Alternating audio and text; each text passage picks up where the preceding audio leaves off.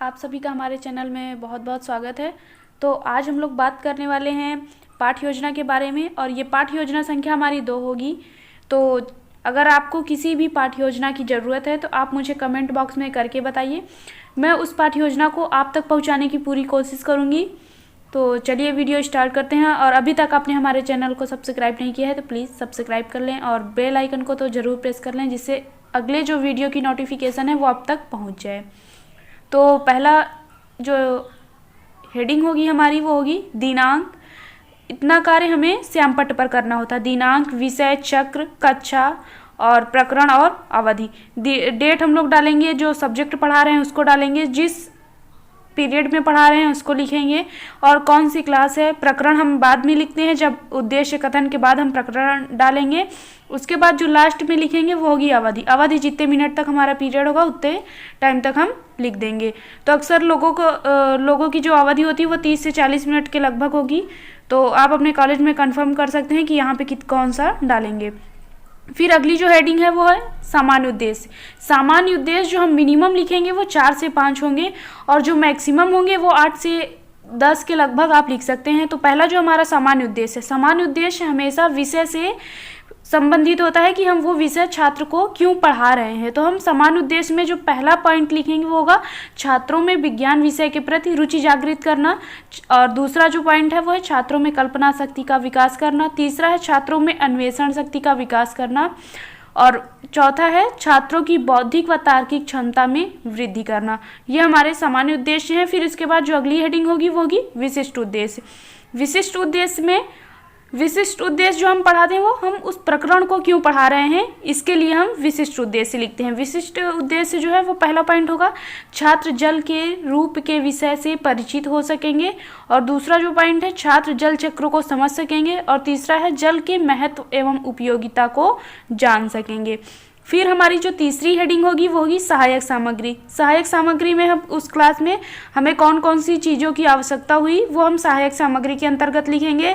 तो सहायक सामग्री में चाक, डस्टर, लपेट, श्यामपट्ट, चार्ट, संकेतक एवं अन्य कक्षा उपयोगी सामग्री।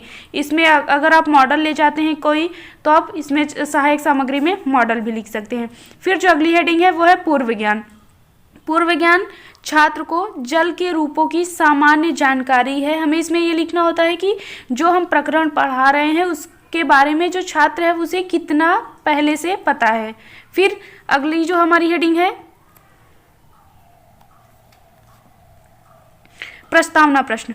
प्रस्तावना प्रश्न में हमें 3 पॉइंट बनाने हैं, क्रम संख्या, छात्राध्यापिका क्रिया और छात्र अनुक्रिया। क्रम संख्या में वो क्वेश्चन का नंबर डालेंगे।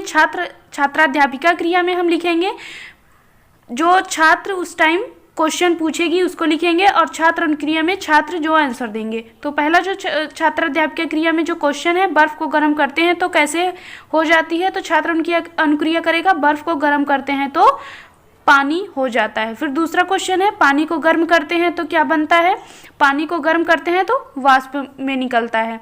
फिर तीसरा क्वेश्चन है वाष्प पुनः किस रूप में बदल जाता है। तो ये क्वेश्चन जो है वो समस्यात्मक हो जाएगा। और समस्यात्मक के बाद जो अगली हेडिंग होगी उद्देश्य कथन। उद्देश्य कथन में छात्र बोलेगा आज हम जल के रूप के विषय में गहन अध्ययन करेंगे। इसी के बाद वह श्यामपट्ट पर प्रकरण हेडिंग के अंदर जल के रूप लिख देगा। फिर जो अगली हेडिंग है वो है प्रस्तुतिकरण।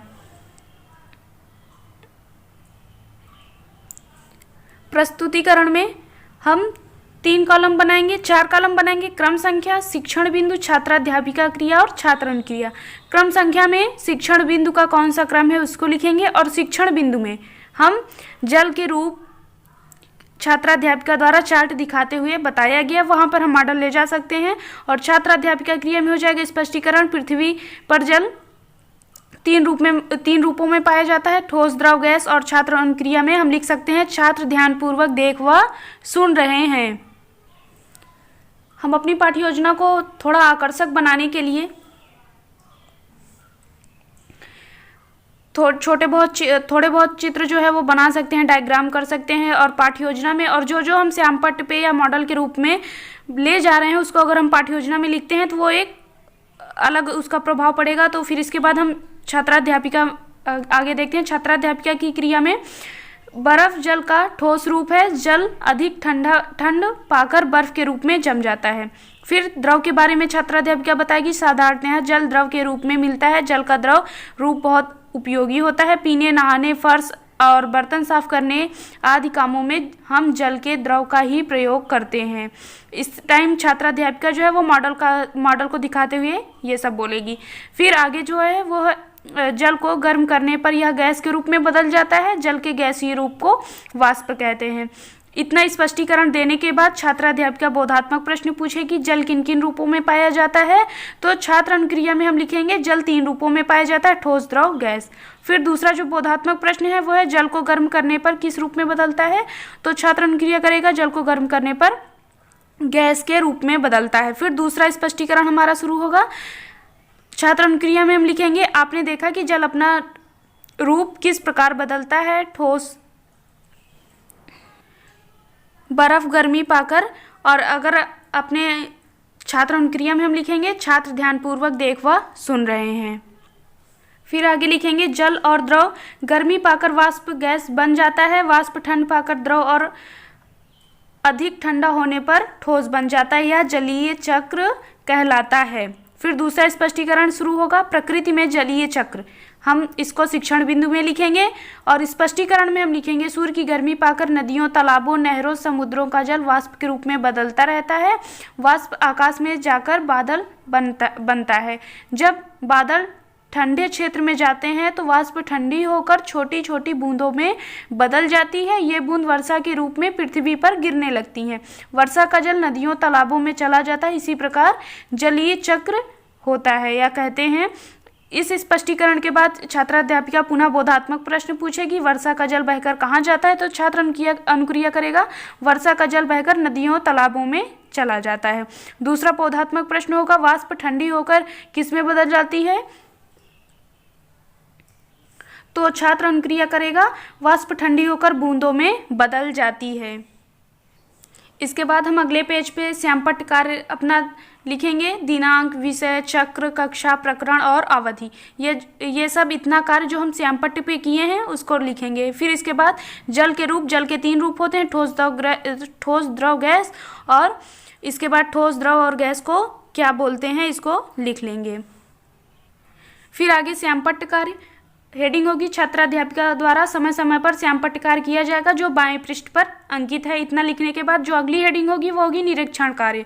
निरीक्षण कार्य छात्राध्यापिका द्वारा कक्षा में घूम घूम कर छात्रों की उत्तर पुस्तिका का निरीक्षण किया जाएगा एवं त्रुटियों को सुधारा जाएगा। फिर अगली जो हेडिंग है वो है पुनरावृत्ति प्रश्न। जो पहला प्रश्न है वो जल अधिक ठंड पाकर किस रूप में हो जाता है? और पुनरावृत्ति प्रश्न का उत्तर हम अपनी पाठ्य योजना में नहीं लिखेंगे, तो यहाँ पे सिर्फ हम क्वेश्चन ही लिखेंगे। तो दूसरा क्वेश्चन हो जाएगा नहाने के लिए जल के किस रूप का प्रयोग करते हैं? और तीसरा जलीय चक्र क्या है? इतना करने के बाद आगे हम लिखेंगे गृह कार्य। गृह कार्य सही वाक्यों के सामने सही और गलत के सामने गलत का चिन्ह लगाइए।